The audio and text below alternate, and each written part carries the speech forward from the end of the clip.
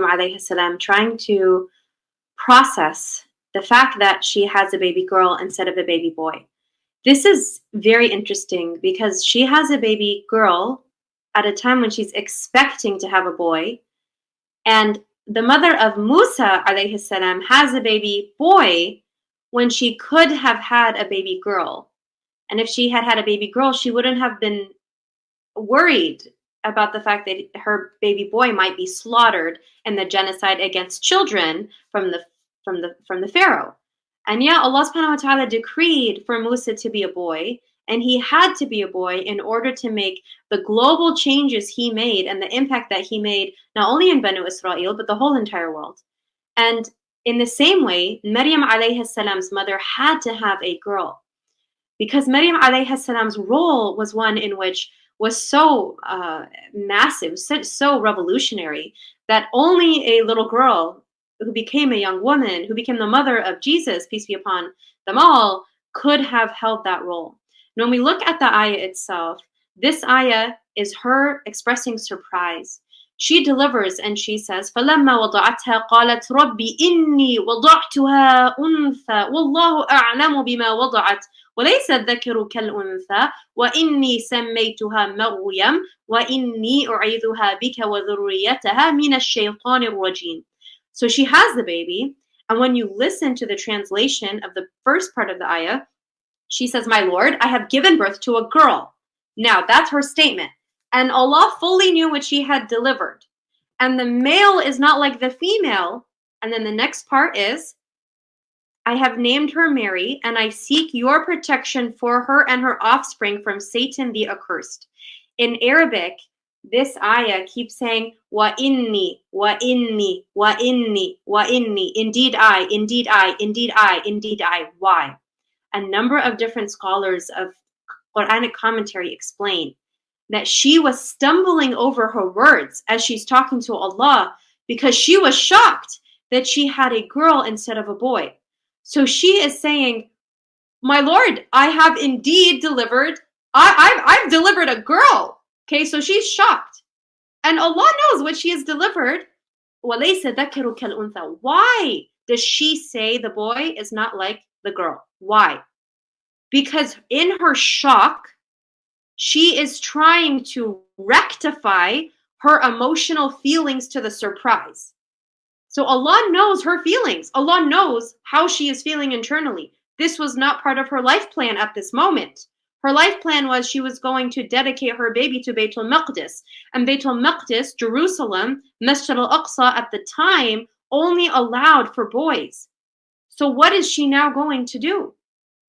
So when she says this part of the verse that says the male is not like the female, what the scholars of Tafsir say about her saying this is, what she's actually saying is, the male that I wanted is not like the girl that Allah gave me. That Allah gave me a greater gift. وَلَيْسَ الذَّكَرُ كَالْأُنْثَى. Allah gave me a greater gift than a boy by giving me a girl. And then in the next part she says, وَإِنِّي سَمَّيْتُهَا مَرْيَمَ. Why? Because in the Arabic, again, she's وَإِنِّي, وَإِنِّي, وَإِنِّي. So in order for her to now show her pleasure with Allah's decree, she names her baby Maryam. And in naming her Maryam, Maryam means a servant of Allah. So just like she had previously in the previous ayah dedicated whom is in her womb to Allah, she now has Maryam, and in an act of expression of her appreciation for whom Allah has gifted her, she names her a servant of Allah, Maryam, the servant of Allah. And then she makes dua for Maryam. And in making that dua, she is showing Allah that even if in the beginning she was shocked, and honestly, some of the words of Tafsir mentions karaha, which means dislike. And it's not because she wasn't happy that she had a girl, that she disliked her baby girl. It's not because she felt a boy was better than a girl. Many cultures believe this, even until today. Even Muslims have this wrong notion. But rather, what she was having that dislike feeling was that she just didn't know what she was going to do. Like we just mentioned, sometimes you have a plan for your life. You have you have envisioned what your life is going to be like, and suddenly your plan is completely shifted. And in that moment, are you like, Alhamdulillah, my life plan, Alhamdulillah, the plan I've been, my safety, Alhamdulillah, it's done, Alhamdulillah, it's changed. Or are you like, Ya Allah, what am I going to do? Ya Allah, what am I going to do? So she's in her, Ya Allah, what am I going to do? And to rectify that she sees her baby, and that's her response, that she names her Maryam and she makes dua for her. And the fact that she made dua for her is an affirmation that she is happy with Allah's decree and happy with the fact that she has a girl. Why is her reaction so interesting? Because when you look at the story of Maryam alayhi salam, which is described just a few verses later, and also in Surah Maryam, the way that Isa is gifted to Maryam alayhi salam, when she is told that you are given the glad tidings, you're given the gift that you're going to have this baby, the Quran uses two different words, wahaba and li'ubashir. So that we are giving glad tidings to you. Sorry, I'm having so much trouble in this moment with recalling the verse. But the word is bushra. It's glad tidings. And the other one is gift. And Maryam alayhi salam's response is not one where she's like, Alhamdulillah, what an amazing gift. Alhamdulillah, what amazing great tidings. That's not her reaction. Her reaction is like, how is this possible? And the Quran chooses to record that. The Quran chooses to record her words, Maryam, when she is giving birth and she says, I wish I had died before this. The Quran is recording woman in moments of trial, in moments of shock, in moments of worry and fear and loss. And their reaction is human. It is the human reaction to say, how is this possible? Or this wasn't what I was expecting, or what am I going to do? And yet with that reaction, they are teaching us to still maintain our trust in Allah subhanahu wa ta'ala, because we may not be able to see the outcome, but Allah subhanahu wa ta'ala knows what is best for our life. And that is why when He decrees what He decrees, that we say, Innaka anta as-sami'ul alim, that you are the one who is all-hearing, you are the one who is all-knowing. I don't know my future. I don't know what is best for my plan. I don't know what is best for my life or my hereafter. But I know that you are the all-hearing. I know that you are the all-seeing. You are the all-knowing. And that Allah subhanahu wa ta'ala, you have heard the voices of the woman who called out to you in fear and in trial and in pain. You recorded their voices in those moments. We have the same Khawla radiallahu anha in the opening of Surah Mojaddidi, where she mentions the same. Allah subhanahu wa ta'ala describes Himself with what words? That He is Samir Basir, that He is all hearing and He is the one who sees all. Because even if someone sees you at all times, they might not necessarily, hears you at all times.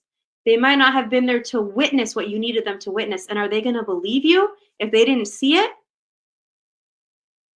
Allah subhanahu wa ta'ala sees. He knows, He hears, and He affirms that as the greatest woman went through their trials, and yet they still maintained their faith, that we as men and women can go through our trials and we can maintain our faith. And that Allah subhanahu wa ta'ala never leaves us to our own selves, even for the blink of an eye. And that's one of the beautiful du'as that we can make in the morning and the evening. Ya Hayyu Ya Qayyum, O ever living, O sustainer, bi rahmatika astaghith, that I seek refuge in your mercy. Do not leave me for even 1 second, for even the blink of an eye. Never leave me, even for the blink of an eye. And making that dua in remembrance of the people who went through the same hardships that we are going through, and even worse and even harder. And yet they knew that Allah subhanahu wa ta'ala was always with them. So always remember that you're not alone. And also, that being said, I know this is a little bit different, a bit of a different shift, but Brother Munib, I saw mentioned many moments ago that he, mashallah, tabarakallah, after 3 years of having his best friend caregiver, tabarakallah, is now engaged. And I'm so happy for you because, Brother Munib, I remember you mentioning in the past that this is your community, that Celebrate Mercy is your community because of a disability and an inability to go to the community physically. And alhamdulillah, I'm so happy to hear that news. May Allah bless you. May Allah reward you and protect you and bless your marriage. And inshallah, always bless your inshallah upcoming union, inshallah. That was such a beautiful news to hear after thinking about you, thinking about the way you describe that dua that you may have been making in different ways. To see that that cycle is a gift for me. Alhamdulillah. Alhamdulillah. Thank you so much for sharing that. May Allah subhanahu wa ta'ala always answer all of the dua of every single one of us and everyone in Gaza and Sudan and every part of this ummah, ya Rabbil Alameen. Allahumma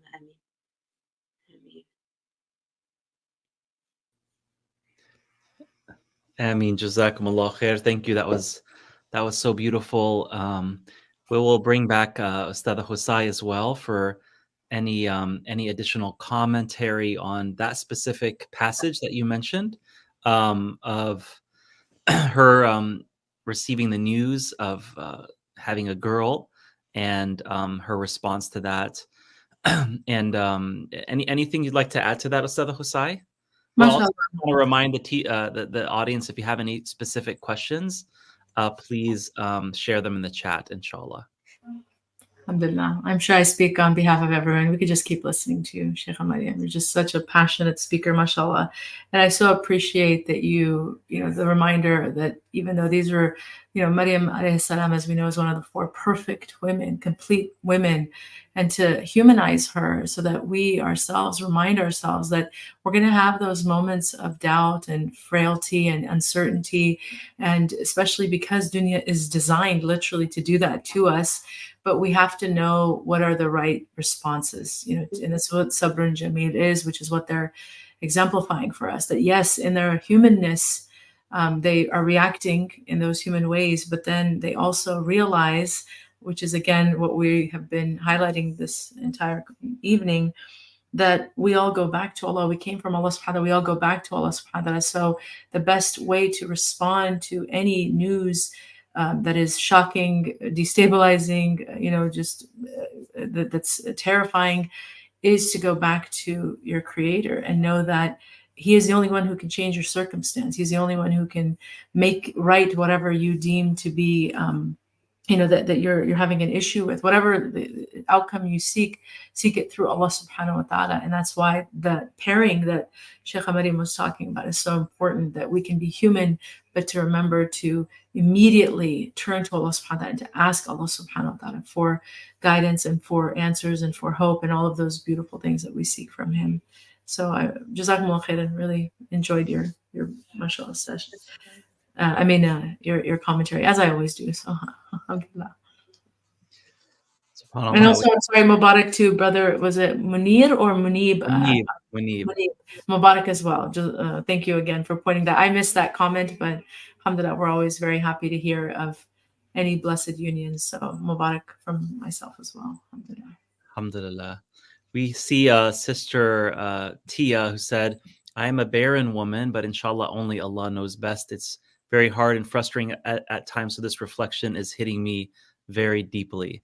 MashaAllah. Can I respond to Tia? Tia, may Allah bless you so much in every single way. And I just want you to know that thank you for sharing that, because I am positive there are other women who have experienced the same type of pain and this hole in your heart kind of experience where only Allah knows how He can fill it, and they don't say it because there's sometimes a discomfort in expressing that, or it can be a taboo in expressing it, or not knowing how anyone's going to experience or process it. So thank you for every single woman and man who has wanted to have their own child and they haven't been able to for any reason. They're a biological child. Thank you for expressing that. And I think all of us understand the pain on different levels of that type of the struggles of infertility and all things associated with it. All of us know different realities related to that. I think many people in the chat have that experience too. And I just want all of us to remember that Allah has placed examples of women on every single circumstance, whether it was Aisha radiallahu anha, who was unable to have biological children, or it was mothers who lost their children in different stages of pregnancy, including stillbirths, or women who have lost their children soon after having them or at some point in their lives. The reality of this cycle is one that all of us are deeply connected with. So Tia, thank you so much for mentioning it. I'm so sorry for any pain that you are going through, and I'm sitting with my sisters and my brothers who feel this type of pain and this loss, and know that Allah sees you, and I know that you know that. May Allah bless you in every single way and open the best doors to answer the dua that you are making with so much more than you can imagine. Allahumma ameen. Ameen, ameen, wa ajmain, mashallah.